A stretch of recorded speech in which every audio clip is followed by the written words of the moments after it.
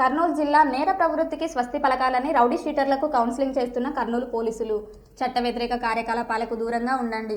కర్నూలు జిల్లా SP Shri Vikrant Patil IPS గారి ఆదేశాల మేరకు జిల్లాలో నేర నియంత్రణ, శాంతి భద్రతల పరిరక్షణలో భాగంగా పోలీసులు అధికారులు అన్ని పోలీస్ స్టేషన్ల పరిధిలో రౌడీ షీటర్లకు, నేర చరిత్ర గలవారికి, చెడు నడత కలిగిన వ్యక్తులకు కౌన్సిలింగ్ నిర్వహించారు.